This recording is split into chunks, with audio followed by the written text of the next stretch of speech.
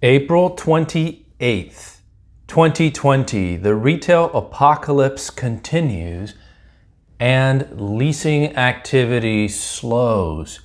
Welcome to another edition of Coronavirus and Commercial Real Estate. I'm your host, George Morales. This is your bi-weekly look at commercial real estate news in the light of coronavirus. And the theme this week is the retail apocalypse continues. And leasing activity, no surprise, has slowed down. We are now starting to get the data in.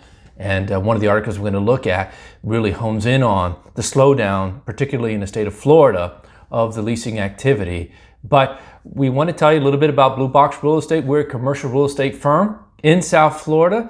We specialize in representing office tenants and office landlords.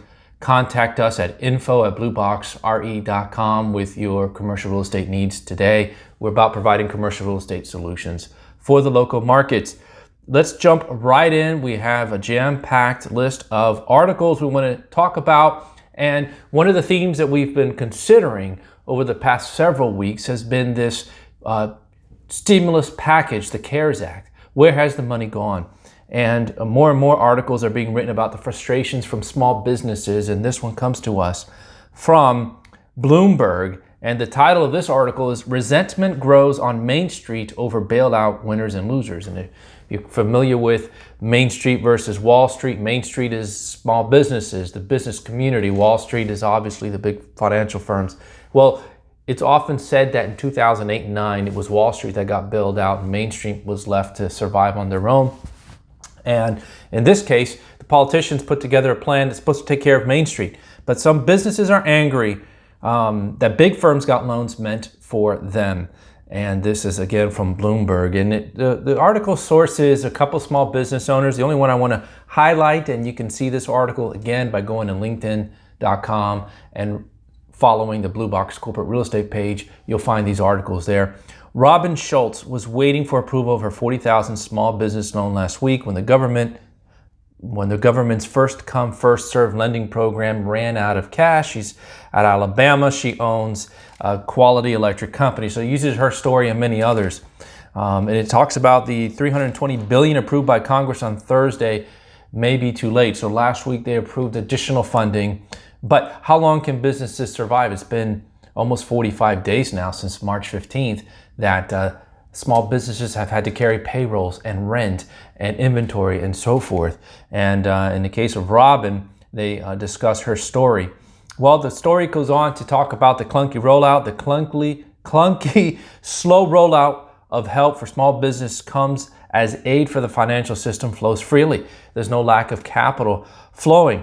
The article continues and points out that neighborhood business owners, many of whom did the right thing by closing their doors to help stop the spread of the virus, have had to white knuckle it for weeks. Some of the 1.7 million applicants approved for PPP loans describe bureaucratic runarounds. And so the article, as many others, highlight how long they've had to wait on the phones or they're still waiting to get their checks. Small businesses are an anchor of the American economy. They provide almost half of the country's jobs, about 45% of the national production, and almost all of the employment growth. And that's the averages. In a community like South Florida, I would say it's even higher. South Florida is even higher. I think we're well above 50%, probably close to 60% of small businesses that produce the economy here in the local markets. Many small businesses say they are angry that bigger companies have gotten PPP loans and they haven't. And the article sources several high profile. We all saw Shake Shack, but we see Ruth Chris Steakhouse. Their parent, Ruth's Hospitality Group Inc., received 2 loans, each for $10 million because it had 2 holding companies. Ruth owns 83 restaurants and has 5,740 employees. It decided on Thursday to give back the money a few days after Shake Shack Inc., the national burger chain, said it would return the $10 million that they received from the SBA. And that's the story, is that these large corporate users are getting the majority of the funds. They dried up. The $320 billion dried up because a lot of the big firms somehow, some way, were able to get up the pecking order while the small mom and pops were left on the sideline. On April 19th, several small businesses filed a lawsuit in federal court in Los Angeles against 4 lenders, Wells Fargo and Company, Bank of America Corp., JP Morgan Chase and Company, and US Bank Corp., accusing them of approving big loans first. Now, I don't want to, that article continues. It's hard to provide too much commentary. I mean, on the bank side, obviously, it's the Ruth's Chris and the Shake Sacks of the world that are going to have the great credit and are requiring more money, greater return to the bank, versus just the normal small mom and pop that may not have the credit of the large company. So you can see from the bank's perspective why the money's flowed in that direction, and yet you question whether Congress intended for all the money to go in that direction versus helping the small mom and pops. Shake Shack and Ruth's Chris returned the money, so did they really need it? If they returned it under negative peer pressure from small business and the media, why did they apply for it in the first place? Or why was it made available to them in the first place when there were others who actually needed it? These are questions for people a lot smarter than I who are holding office. Well, let's continue. And the theme of this podcast is Retail Apocalypse Continues. And the next few articles really spell that out. And this one comes from The Real Deal. Trump National, Jupiter, Benihana, Soho Beach. Layoff hundreds. And let's dive right into this. The Trump Organization's Trump National, Jupiter Golf at 115 Eagle Trace Terrace in Jupiter furloughed 92 employees. Previous notices shown that hundreds of employees were also furloughed at Trump's organizations at Mar-a-Lago property in Palm Beach and its Trump National Golf Resort. It doesn't matter who it is. Everyone's being impacted by the lockdown. The Japanese steakhouse Benihana laid off 465 employees throughout Florida. And it's interesting, my wife and I just celebrated this weekend our 24th anniversary. Love you, honey, if you're watching. And the Lord's blessed me with her. We wanted to order in some Benihana, and no, we couldn't. So what we did was we just got some surf and turf and cooked here at our own home. But Benihana lays off 465 employees throughout Florida. Soho Beach House at 4385 Collins Avenue in Miami Beach laid off 34 people. The latest layoffs follow 655 layoffs. The state reported earlier, this would have been last week, JW Marriott Marquis in Miami, Bolude Sud in downtown Miami, JW Marriott on Brickell Avenue, Nobu in Miami Beach, and Miami International Airport. They all laid off folks. Now again, these layoffs are still coming despite the $1.2 trillion stimulus. And you question, what's the impact? What has been the impact of the stimulus? Now, we didn't read in the article that the billions went to the airline industries, and so certainly that helped prop up the airline industry, the stimulus package. But when it came to the $320 billion small business loan, the PPP, it's hard to find great success stories of companies who are surviving and able to pay rent and continue business as usual. And so now Congress is setting a second wave, and you wonder if that's going to be enough because the damage is already done. Damage is done. Unemployment nationally is almost 18%, and we covered that last time. So more money comes, but again, you just question what's it going to do when businesses are closing, and that leads us to the next article. And this comes to us from, I believe it's Globe Street. Yes, the Gap raises an interesting point. Will retailers have to keep some stores closed permanently? And this source is a UBS recent study that predicts 100,000 locations, brick and mortar locations, will close by 2025. That's 5 years. That's 20,000 per year. Now, last year we had a record, just over 9,000 brick and mortar retail stores closed. That was a record. That's why we were discussing a retail apocalypse. And that was only coming from the online giants of Amazon and so forth, causing a new outlook of retail and brick and mortars. Well, now you throw in coronavirus and a 45-day lockdown and no end in sight. We haven't had any news. April 30th is 2 days away. There's no indication that there's going to be any major opening, certainly not in the state of Florida. But UBS is now predicting that 100,000, that's 20,000 per year between now and 2025, will close. And Gap is the lead story on this article. Reading from the article, in a new regulatory filing, the retailer Gap laid out their hard choices it has had to make in recent weeks, noting that these might not be enough for the Gap to stay afloat in the end. Consider what they've done.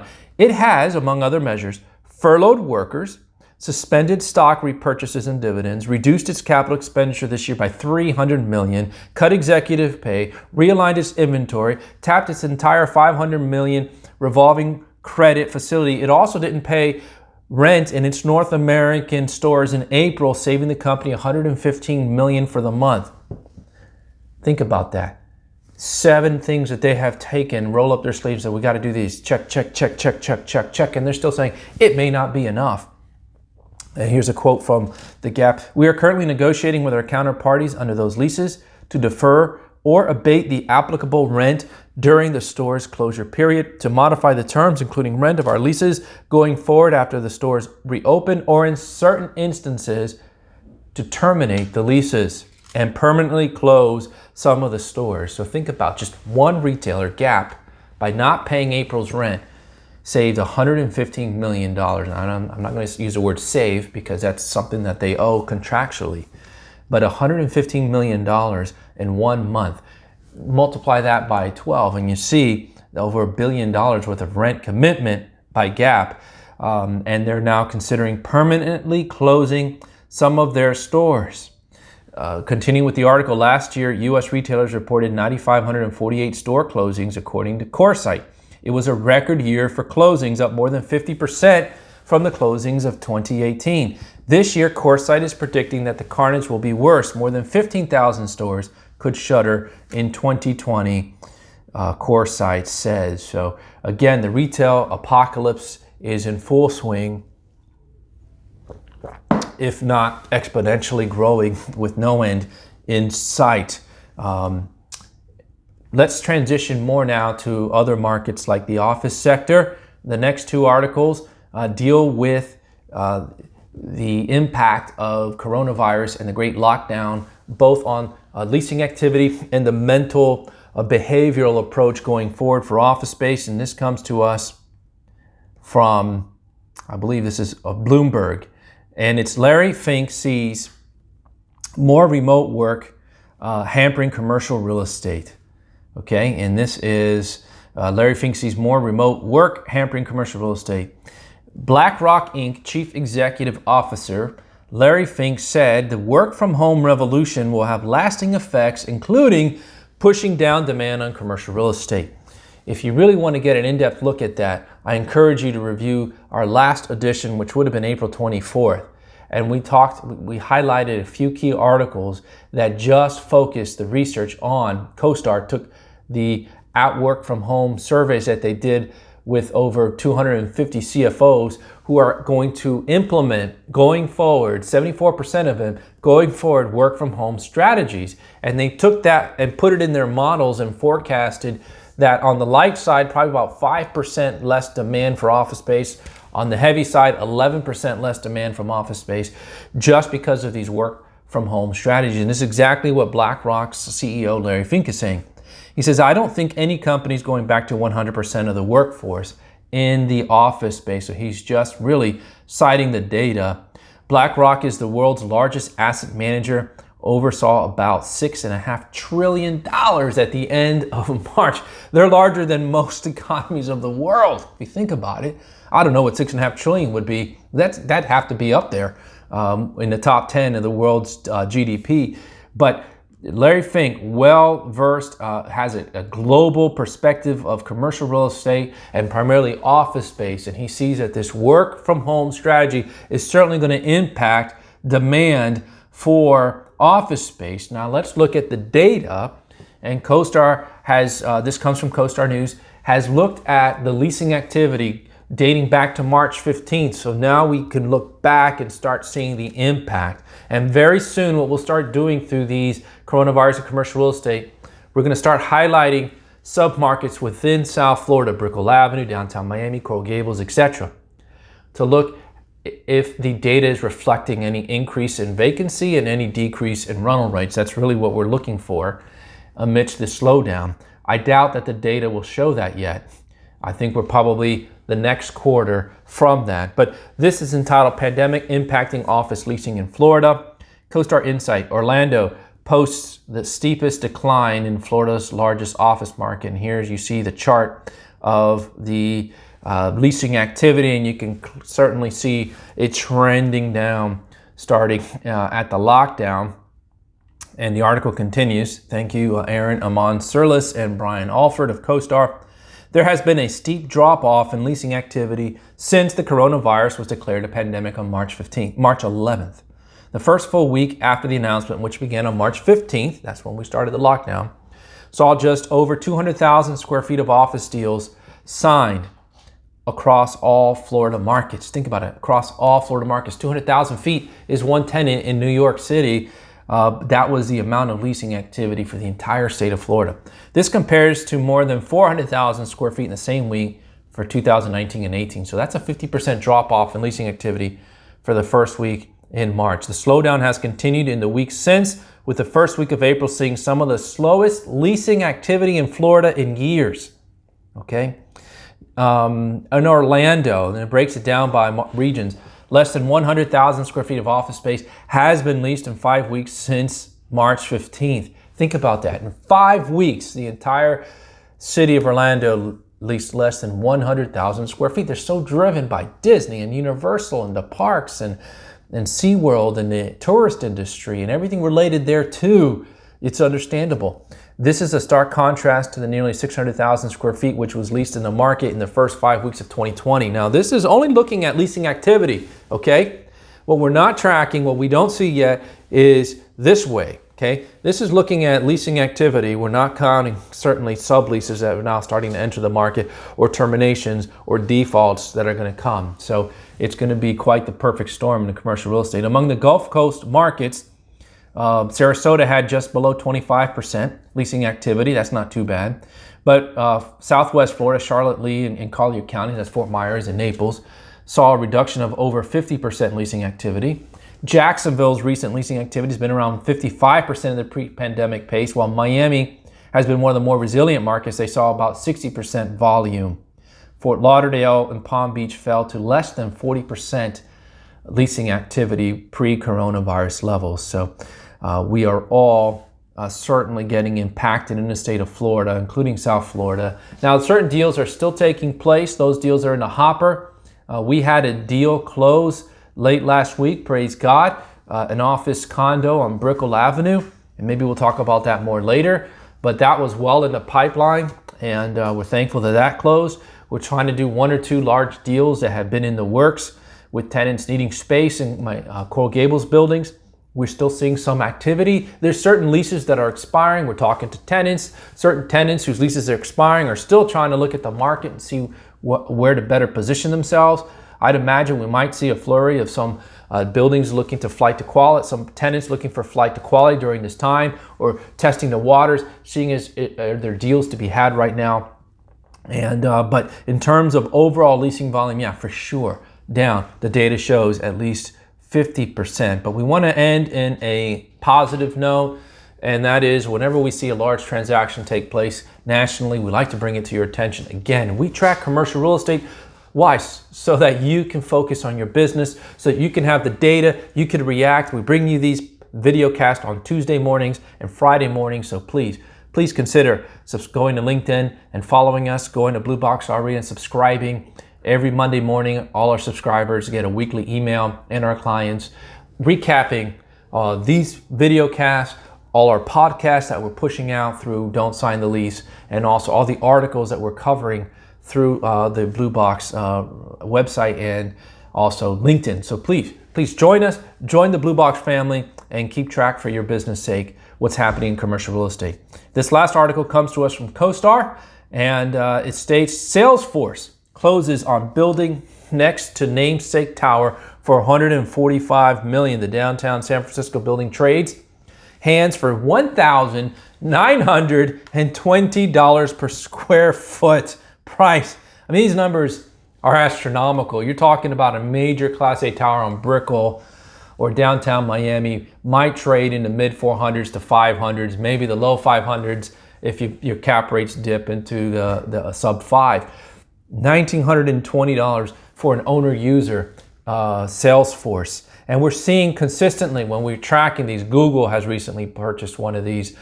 Facebook it's the big tech companies that are gobbling up real estate and still doing well. I mean, go figure. Facebook is having a resurgence. So is Google. Everyone's at home. Everyone's on their social media and Zoom and so forth. This is how the world is staying connected, and so they're doing very well. Citing from the article, thank you, Katie Burke. San Francisco's largest office user is bolstering its real estate holdings in the city yet again with a high-priced acquisition just steps from its namesake tower. Salesforce, a San Francisco-based cloud computing company, has closed on the Terminal Plaza building at 440 through 450 Mission Street for almost $146 million or $1,920 a square foot. Now, to give you some perspectives, the building is 75,800 square feet, sold for $146 million. Okay. Continuing with the article, Salesforce now leases or owns about 2.5 million square feet in the downtown district of Trans Bay. Trans Bay, one of the tighter, most vibrant markets in all of the United States. This is the highest per square foot, the article says, transaction since Boston Properties closed on the Salesforce Tower itself for almost $211 million or $2,969 a square foot, according to CoStar. Over the past year, the average office is sold for $1,034 a square foot. So there you go. Investors, look at South Florida, look at Miami, look at Broward and Palm Beach. You can get a steal. You can get a Class A tower in downtown or Brickell or Coral Gables with a 4 in front of it, maybe the low 5s. So continue to look our way. Miami has a lot, and we're going to get into this in future webcasts, a lot of reasons why investors continue to look here. And if you're an investor, property, institutional owner, you want to be in Miami. Why? Listen, I have had a lot of asset managers that up their visits between November and April to come take a look at their property. It's a great place if you're an asset manager to come down here and work. So consider South Florida when Trans Bay is selling for on average over $1,000 a square foot, or recently $1,900 a square foot. You can get steals in Miami in the 400s and 500s, and listen to Class B markets with solid projects in the 300s. So again, contact us at blueboxre.com or visit us and send us an email if you're interested in what's on market, and we'll start digging for you and finding you something well under $1,000 a square foot. Trans Bay area is one of the best performing downtown submarkets in the country over the past several years. Salesforce and other prominent tenants such as Accenture, WeWork, I'm not sure I put WeWork under prominent tenants, Trulia, LinkedIn, and Facebook all help drive the neighborhood's vacancy to a 15-year low. Okay, and continued demand is increasing capitalization and its growth. So thank you, Salesforce, for bringing us some positive news and moving forward with an owner-occupant building. Again, if you're a tenant, this could be the perfect time to take a look at considering purchasing your own office space. I know we have a couple of clients who've asked us that ourselves, and we're looking. You've got incredibly low interest rates, record low interest rates. You've got a lot of money available through stimulus and through the banks, and you perhaps have some landlords who are now looking differently at their commercial real estate. So it could be a nice time if you're owner occupant and you know you're going to be in business for at least 10 years to look at transitioning from the leasehold to a purchase. We're happy to help you in South Florida do that at Blue Box. Let's end as we like to do, and we are trying to wrap up these a little more quickly with a reading from Psalm 131. Psalm 131. And this is a psalm of David, a song of ascents. O Lord, my heart is not lifted up. My eyes are not raised too high. I do not occupy myself with things too great and too marvelous for me. But I have calmed and quieted my soul like a weaned child with its mother. Like a weaned child is my soul within me. O Israel, hope in the Lord from this time forth and forever. And you know, in these days of coronavirus, and frankly, maybe many of you are now transitioning from being more concerned about the economy and your job and income and your business than perhaps the virus. I'm starting to sense in the country that transition as people are protesting and getting eager to get back to work, as we all are. we might have started, our souls not quieted because of the virus and the health concern and our loved ones. And now 6-7 weeks later, we're now transitioning to, okay, seems like we're getting that under control. But what about the economy? What about my business? How am I going to put food on the table? Well, we have a tendency to be tempted to think of these high, lofty things, and frankly, we're not going to solve this by worrying. Jesus said, "Who by worrying can add more hair or a cubit to their stature? How can you grow taller by worrying?" But what David says, what he does is he calms and quiets his soul, and he trusts in the Lord as God's people from this time forth and forever. So again, it's a wonderful reminder. Quiet our souls, trust in God, do what we can, put our hands to the plow, work hard, do what we can for our clients, serve our fellow man, and then trust in the Lord with what we can't control. And even what we can control, ultimately it comes from Him. So that's Psalm 131. I hope you enjoyed the reading and the encouragement from God's Word. Thank you for tuning in once again. Again, I remind you that we put these video casts out weekly, Tuesdays and Friday mornings. We've also started producing these through the Don't Sign the Lease podcast. So if you prefer to do some gardening and listen to these, please go to wherever you listen to podcasts, iTunes, Podcast Addict, Stitcher, and look up the Don't Sign the Lease podcast and subscribe. And these will come out on Tuesdays and Fridays. And we still have continuous podcasts coming out. I have an attorney and someone who is well-versed also in these stimulus packages coming, God willing, to the podcast. So we hope to continue to bring you relevant content. Thank you for tuning in. I'm George Morales for Coronavirus and Commercial Real Estate. Hope you have a wonderful day. Stay safe, stay strong, trust in the Lord, and we'll get through this together. Good day.